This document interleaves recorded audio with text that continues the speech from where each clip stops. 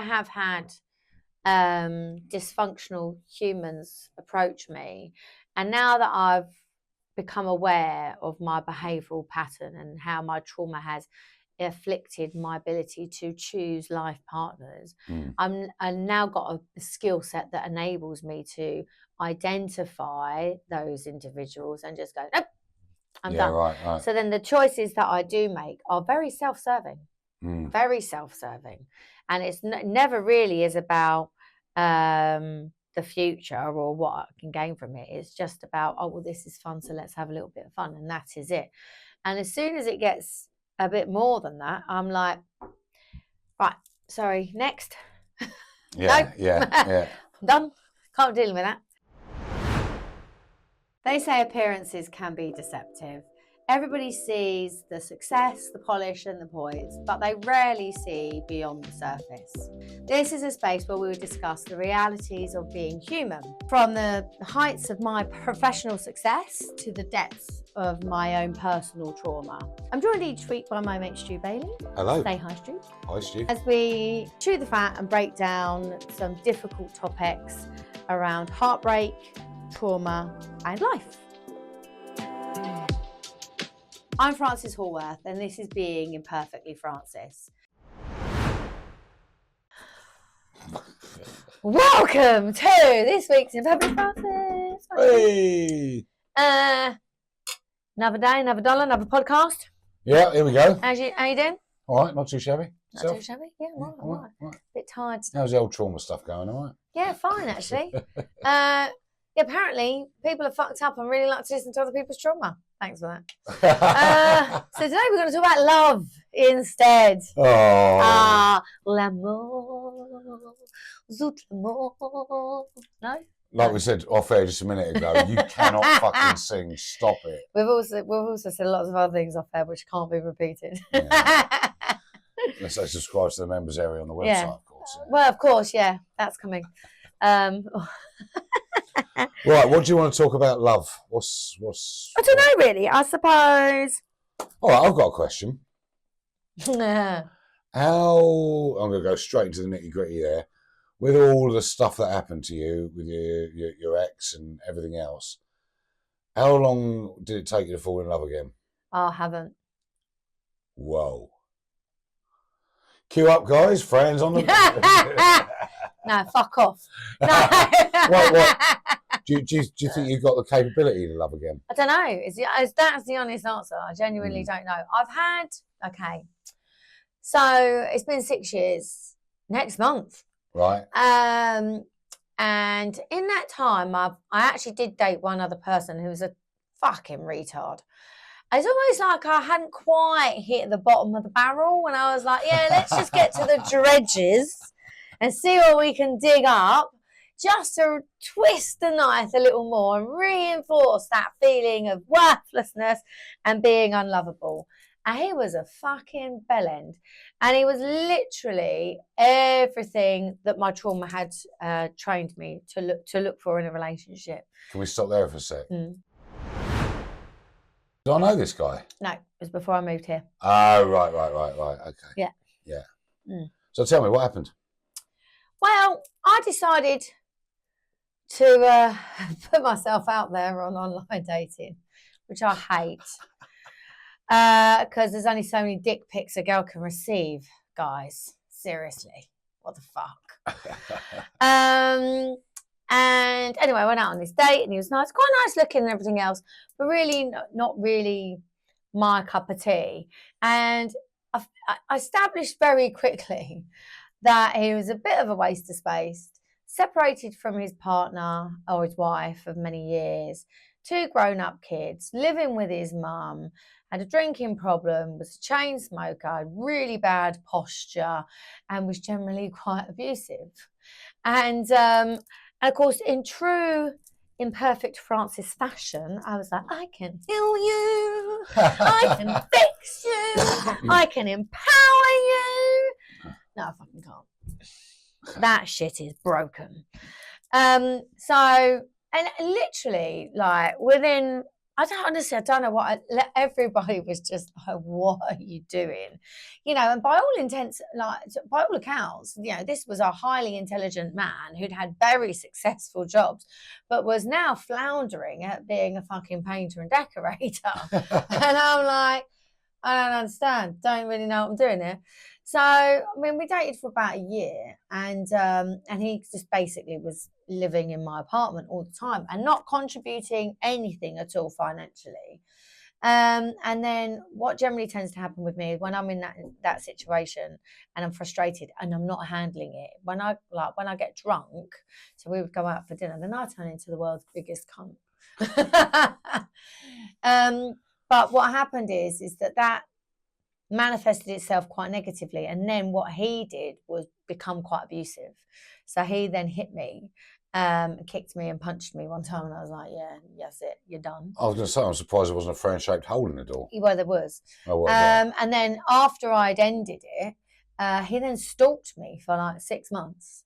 Wow. Literally. So everywhere I went, he would turn up in the pub. Yeah. I had friends messaging me going, "He's a fucking wrong 'un. Please lock your door. He's telling everybody how he can break into your apartment." And I'm sitting there going, "Did I not learn my lesson the first time? What is wrong with me?" So what was your first red flag with this dude then? There were all the red flags were there, but of course You ignored them all. I ignored them all. Yeah. And the other concern that I had was actually, if I ended it, I was concerned he'd kill himself. That was a genuine concern. I genuinely thought he was likely to kill himself. Well, I'm gonna test the water here. Can I tell you something? Yeah, go on. This it's funny, but it's not funny. So he told me once that he had tried to kill himself, and I asked him genuinely. I was like, "Oh, what did you do?" And he went, "Oh, I held my breath." I went, What? I went, "Did you take another one?" Don't think it worked. Now, I'm sorry to make light of such a serious subject. But I was like, I know it is a serious topic. It's a serious suicidal attempt. That sounds like a very Stuart, mild cry for help if you ask me. I'm going to try and kill myself. I need to. Don't do it, Frank. I'm so sorry. It's so insensitive. Not to make light out of anybody's mental health, especially given what I've been through, but I did struggle to take it seriously. Yeah. But at the same time, I did identify that, he did have a lot of mental health issues. Bizarrely, when I was in Thailand, his ex-wife somehow, I don't know how, contacted me and started asking me all these random questions about him. She was like, "Well, I've seen you and you're amazing and you would never date a loser." And I was like, "You don't know me. You don't know me." I date losers all the time. Sounds like he was probably stalking her and she just wanted to pass the buck on to you. Oh, no, I think he was. I think there's just a lot of damage there. Yeah. And good luck to them. But I don't want to have anything to do with him. So there was that. And then since then, I've just kind of veered away from all relationships. I'm just not interested. And generally what happens is I'm either completely attracted to the wrong people who aren't available. If there's a married man within 10 miles, he's going to hit on me. Or I just go for people that are safe, where it's just a very non-emotional connection, i.e. just sex. Do you think if you got into a relationship with the ideal man, the model man, who's anything like that, do you think you would get bored within a couple of months? The idea of it literally makes me feel sick. It's really weird. Many people say this to me at the minute, right, that I need to have a relationship. But the idea of allowing myself to feel vulnerable again is abhorrent.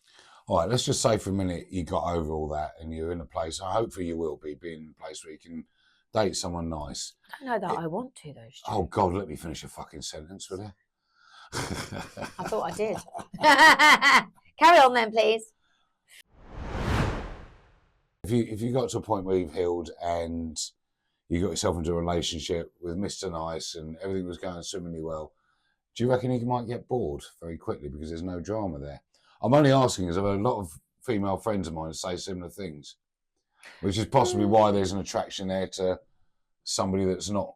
No, I don't think so, because subsequently, I have had dysfunctional humans approach me, and now that I've become aware of my behavioral pattern and how my trauma has afflicted my ability to choose life partners, I've now got a skill set that enables me to identify those individuals and just go, nope, I'm done. Right. So then the choices that I do make are very self-serving, very self-serving, and it's never really is about the future or what I can gain from it. It's just about, oh, well, this is fun, so let's have a little bit of fun, and that is it. And as soon as it gets a bit more than that, I'm like, right, sorry, next. Yeah. I'm done. Can't deal with that.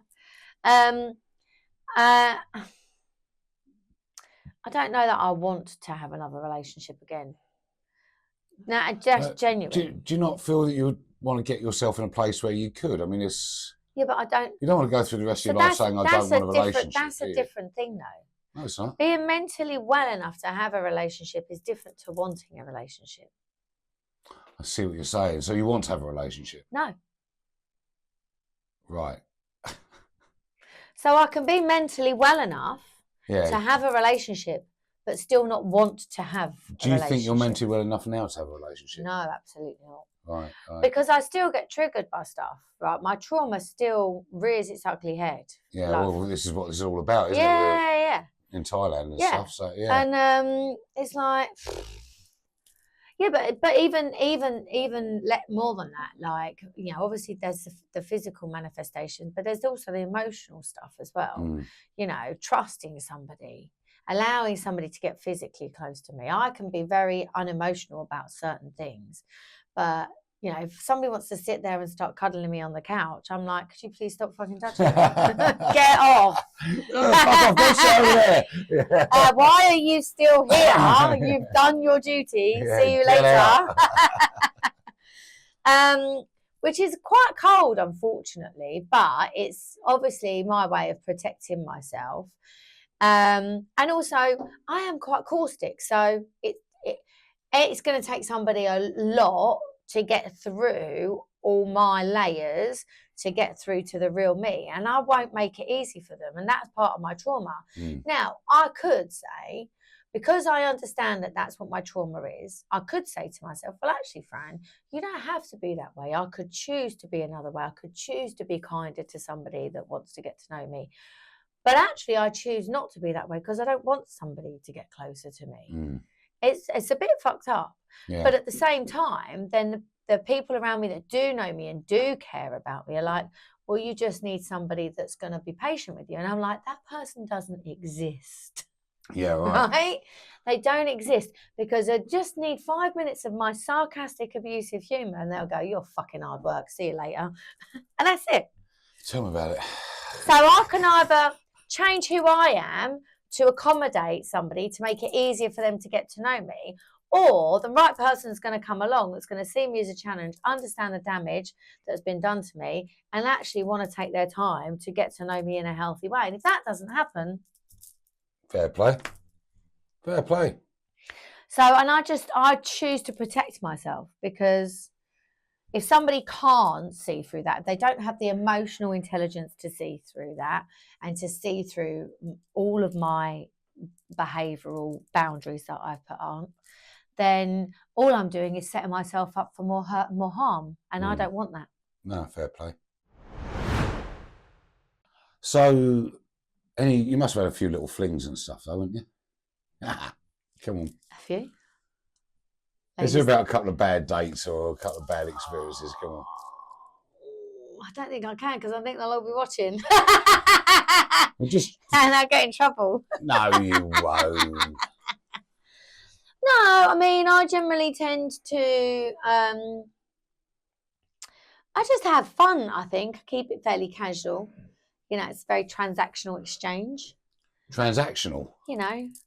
Not commercial. Physically transactional. let's be careful about how we're going down that road. Yes. And I have to say, surprisingly, I do get approached by an awful lot of young men. Really? It apparently turns out that I have become a cougar in my late 40s. Not too shabby. So I'm yet to meet a man over the age of 50, actually, that's tried to hit on me. Most of them tend to be between 25 and 37. Fantastic. Mm. What's your favourite age between that age group? 25, 37? Oh, they all work really well. Really doesn't matter. Packaging's always very nice.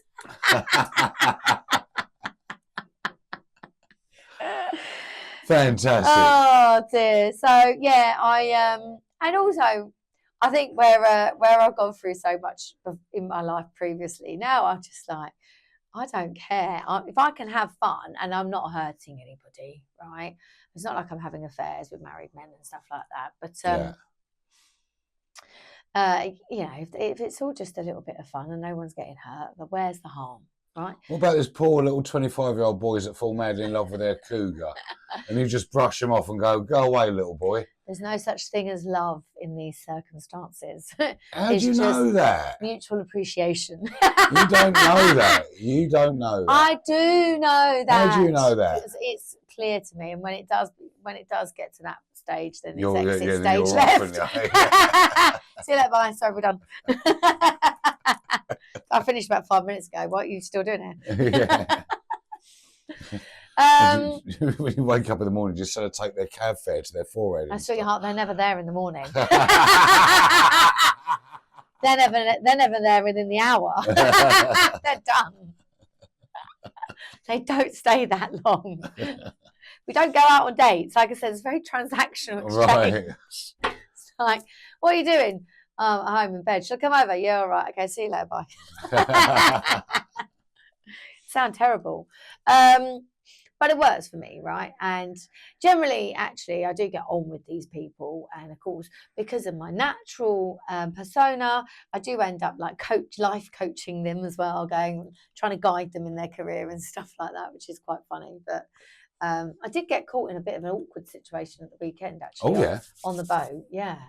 So we went out on my friend's yacht on Sunday, and it was just supposed to be the three of us.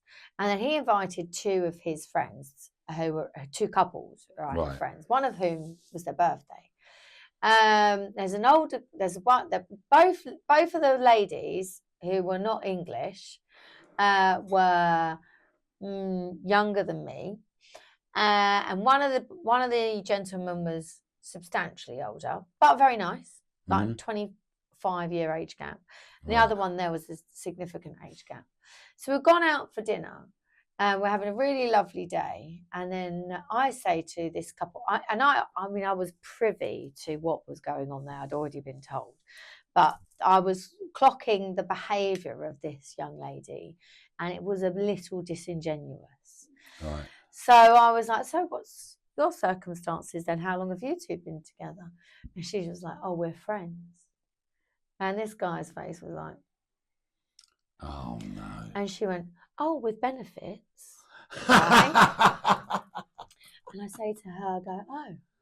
I said, "You do understand the connotation of friends with benefits, right?" She's like, looked confused. And I went, "Well, it means that both parties are able to go out and partake in activities with anybody else that they like." Yeah. Right? You understand that? She's like, "Oh." And this guy's going, "We're not friends with benefits." She's going, "Oh, yeah, he can do whatever he likes." I went, "Oh, so it wouldn't bother you then if I slept with him?" Oh, fucking hell, Fran. And she went, "What?" I said, "Well, if you're friends with benefits and there's no emotional attachment here, it wouldn't bother you if I made a pass like your friend here." I bet you don't get an invite back to that boat. If I made a pass at your friend here and took him home and had sex with him, wouldn't bother you, no? And she was just like, "Oh, I was like, "Yeah, it's his birthday and you're behaving like a total cunt. Yeah, how about you stop being disingenuous about your feelings and actually you're kind to the person that you're dating now?" I was out of order, right? I was out of order. I knew I was deliberately being out of order. Yeah. But she then came over to me and she was like, well, this is my circumstances. And I was like, I'm not interested in your circumstances. What I'm interested in is we're all out. We're having a meal. It's his birthday. And you just told him he didn't fucking matter to you. Yeah. That's not very kind. No, it's not. So, so she texted me the following day going, hi, how are you? I was like, no. You say, yeah, really good. I just shagged your husband. Life is a funny old way. Speaking of funny, Go on. should we talk about old love? Old love? Yeah, grey love. Don't think we're quite there yet, Fran. No? Well, in terms of I'm not grey. No, but my mum is. Oh. Oh, that. Yeah. Oh, hell yeah. I love this. So my mother, who has developed this really inappropriate sense of wanting to talk about intimacy with her daughter. And I'm like, you're nearly 90. It's grim. But she has started an online relationship. Right. I mean, she can't see. She's registered blind. And it's on Right. Facebook. And she does have to pay him money. But they're going to get married. Who is this person? It's all very genuine. Who's this person? Tom Jones. Oh, of course, yeah. The real Tom Jones. I mean, there's been 3 other scammers beforehand, but this one is the real one. Oh, no, really? It's quite sad, actually. She hasn't lost a lot of money with it, has she? About 100 grand. What? Oh, my God, yeah. Like, Jesus. honestly, you would not believe it. So one of the reasons why I moved down here, one of the other reasons. You call the old bill. Police are involved. Good. The police involved. The bank, no. Social services are involved.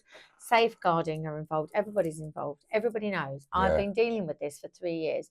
It's one of the reasons why I ended up moving down here, because it was one of the massive contributing factors to my mental breakdown. Right. Because her inability to actually recognise the danger that she is in and let people help her was just shocking. And I mean, I've had like a folder of evidence against these scammers, and she's going to me, well, you don't understand. Apple Pay is new currency. No, it's not, Mum. No. But then when the police tell her, when the bank tell her, nothing. But the bank also don't stop her anymore. So I've managed to kind of infiltrate her doing transactions in supermarkets and stuff like that. Right. I got a phone call from her cleaner once saying to me that Tom was in prison and she had to pay for his bail money. And I was like, well, that's not in the press, is it? And they're going... It's not unusual. No, Sorry. fuck off. Do you know, I can't listen to his music. I actually wrote to his management company and they didn't even acknowledge my email when this was going on. It's still going on, to be fair. So I spoke to her earlier and she said, oh, Tom's coming over later. Apparently he's visited her 9 times in her retirement home. But she doesn't have dementia. She has all of her mental capacity according to social services. So I cannot do a goddamn thing. I am absolutely helpless to intercept it. But I managed to get a phone call from my cleaner. This was last year. It was on my birthday. Telling me that she was going to the bank to pay for his bail money of £35,000. And I just went, fuck me. I don't have bail in this country. Tom Jones is Welsh. Yes, but we don't know. It's a new regulation. She knows everything. We know nothing. Right? God. We're clueless. She knows. He calls her from prison.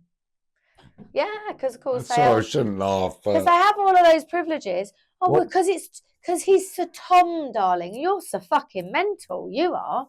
Come on. What makes my blood boil is these wankers are going out and doing this. Right. You know what I mean? Absolutely. So she only had one account that actually had enough money in it that she would be able to withdraw the money from. So I was able to ring that bank and go, fucking don't let her withdraw any money. And she'd literally just left and withdrawn all of the money and shut down the account. And I was like, you are kidding me.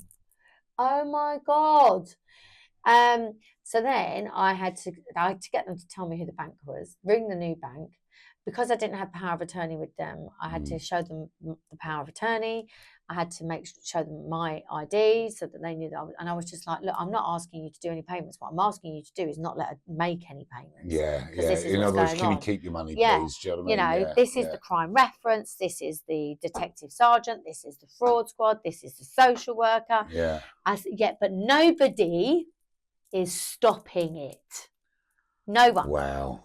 With all of these people involved, no one is actually intercepting this. And she must have spent at least 100 grand. She told me earlier she was getting a car from Elon Musk, a Tesla. She can't even fucking see. Oh, no.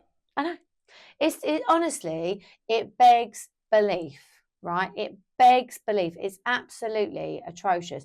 And the abuse that I've suffered at her hands, because I'm trying to help her, and she literally rang me up once. She was like, you fucking bitch.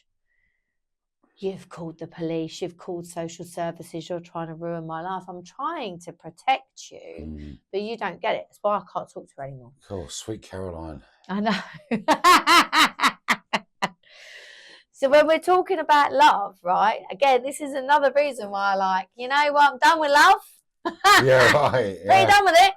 I'm 50 years of age, and so far it hasn't treated me very well. So fuck love. So where'd you get your everyone needs a little bit of love. Where'd you get yours from? My dogs. Oh. Yeah, and you. Oh. And my mate Lisa. You get love from this. Yeah, well, no, I forgot I'm paying you, aren't I? Oh, yes. You are paying me. It's Yeah. monetized love. Yeah. I love myself. That must be hard work. No, that's. To be fair, I'm the only one that understands me.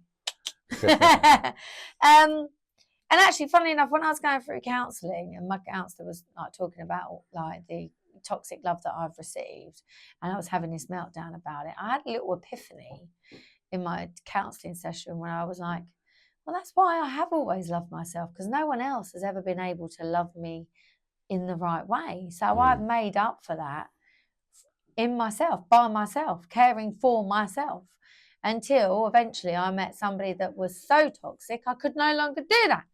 Yeah, right. But now I am fixing that, and I'm going back to the person that I am. And maybe one day I might end up allowing somebody in. There is somebody out there that is trying or wants to do that. But every time they mention meeting, I just go, I'm busy. Because I know what they want, and what they want and what I'm capable of giving them are very different things at this stage. Yeah, fair play. And that's been, I mean, we've been talking for about a year, but I'm like, I'm not sure I'm ready for that. If you're not ready, you're not ready, are you? There's no shame in that. Well, there's no shame in it as well, but yeah, it's just, it literally makes me feel anxious, the idea of actually being someone's girlfriend or partner again. It genuinely makes me feel anxious. Wow. I literally get itchy palms. Bloody hell. I know. Weird, isn't it? There's no shame in that. I mean, I suppose it's just a question of getting yourself right, getting yourself sorted out. It's been a fucking long journey for you, and you're just not quite there yet. No, I know. And like, I think we talked about it in previous podcasts, haven't we? You know, my healing only really began a year ago, July. Yeah. So, and there's a lot of healing that I have to do. And it would be unfair of me and unkind of me to have started a relationship, and this was actually a conscious decision. To have started a relationship during a period of my life where I was not my best self, where I was damaged, where I was being abused, where I was having a breakdown, expecting somebody to watch that and deal with that and not be affected by it would have been really fucking selfish of me. Yeah, right. And I made the conscious decision to not date, consciously not date, to not be with somebody like that. Because I couldn't handle having to make them feel better about witnessing the abuse that I was suffering whilst dealing with all of the abuse that I was suffering at the same time. So I I made a conscious decision to go, it's not worth it. It is not worth it. It won't help me. It will mentally damage me even more. And it won't fucking last anyway. Yeah, right, yeah. So what's the point? Yeah. A lot of people don't understand that choice. So they're like, well, isn't it lonely? And I'm like, no, I'm not lonely. People don't understand how I can be on my own. I go on holidays on my own. I go to restaurants on my own. I go to bars on my own. You know, I'm very comfortable in my own company. I don't get embarrassed doing that. I would go learn dancing on my bloody own, you know. Yeah. I decided to do this podcast on my own and roped in my buddies. So, you know. Yeah, cheers for that. And I think that's a really healthy place to be. You know, when you can feel comfortable in I don't go home and sit there and go, oh, I'm bored, and then start scrolling through my phone, texting 50 people. Because then what they do is they reply and I sit there and go, fuck off, I don't want to get on my phone. Because I'm an inconsistent arsehole. But you've quite recently found love, Stu. Yeah, the podcast about you, though, isn't it? No, but how did you find that? Sure. I don't see a sign there saying Imperfectly Stuart. How did you find that? You've been single for a long while. How did you find that? For 7 years, yeah. How did you find that transition going from single to a beautiful relationship with your lovely young lady? Piece of fucking cake. Piece of cake. Yeah, you weren't as traumatised as me, were you? No. And she's a bit of a young snapper, isn't she? Imperfectly Frances, not Imperfectly Stuart, all right? Yeah. And it's not fair that she's standing in the same room as me, so come on. She's lovely. God love her. That is true. He can only say good things, but he does only say good things anyway. So there you go. Yeah, see? he does. Thanks, babe. Love you, babe. Thank you for listening to Imperfectly Frances. Hopefully you have enjoyed this episode. If so, please make sure that you subscribe to our channels and follow us on social media for more exciting behind the scenes and daily insights. I'm really glad that you are on this journey with me. I am Frances Hallworth and I will see you on the next episode.